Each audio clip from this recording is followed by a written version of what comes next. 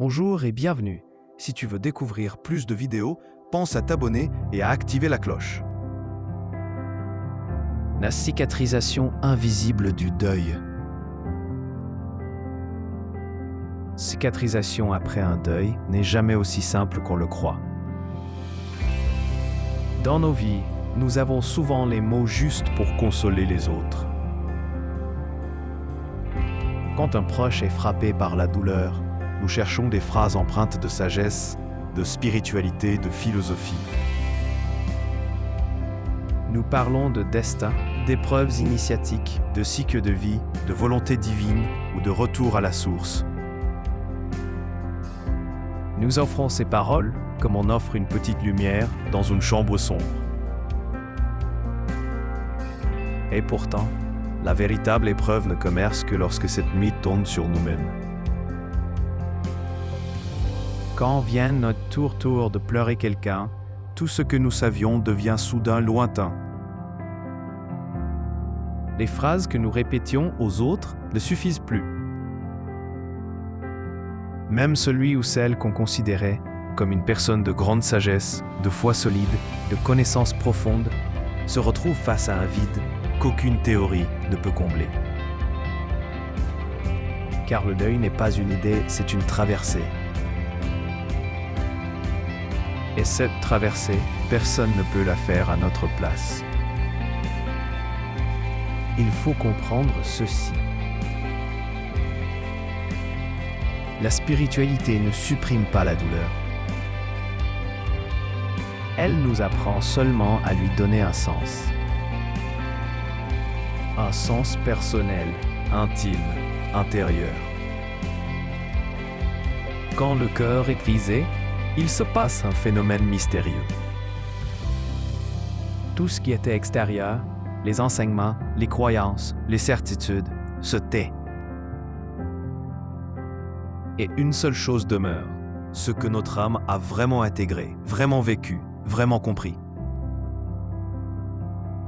C'est ici que commence la cicatrisation. La cicatrisation n'est pas un retour en arrière. Ce n'est pas oublié. Ce n'est pas remplacé. Ce n'est même pas aller mieux comme on l'entend habituellement.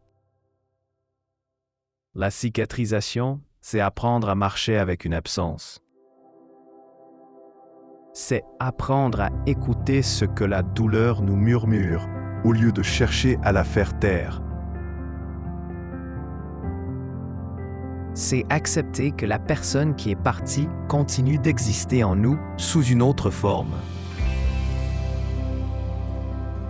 Dans de nombreuses traditions spirituelles, on dit que les êtres que nous perdons deviennent des enseignants silencieux. Ils ne parlent pas avec des mots, mais avec la transformation qu'ils provoquent en nous.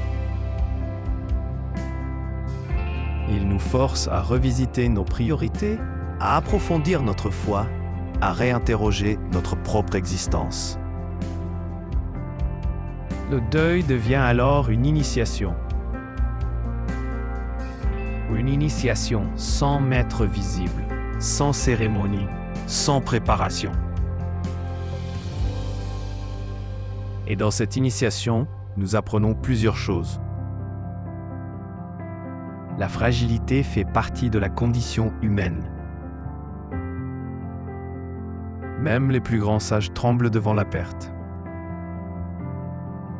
La foi n'est pas une possession.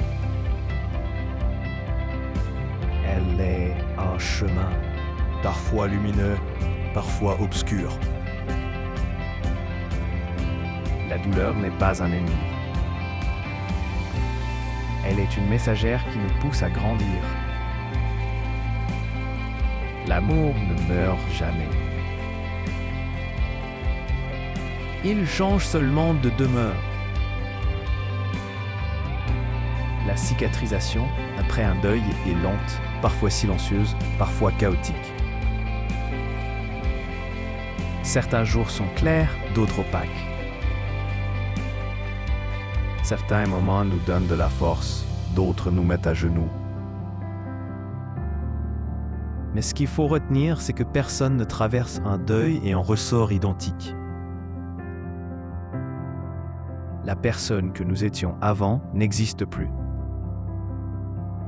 Une autre version de nous-mêmes commence à naître, progressivement, doucement, douloureusement, mais sûrement.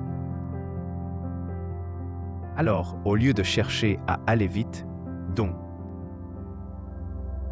au lieu de chercher à être fort, au lieu de cacher la tempête à l'intérieur, il faut accepter que la guérison est un processus sacré. Chaque larme est une prière.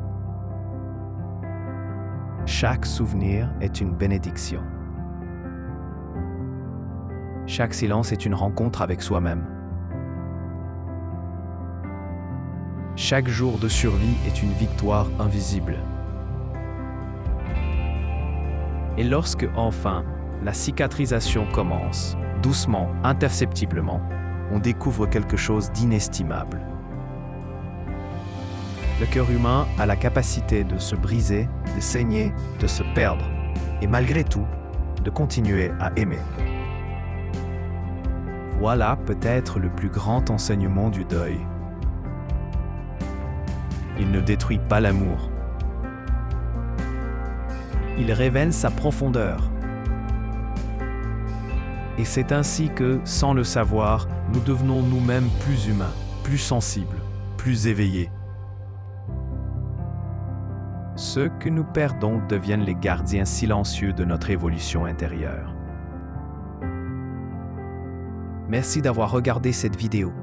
Si elle t'a plu, mets un like, abonne-toi, partage-la à quelqu'un qui en aurait besoin.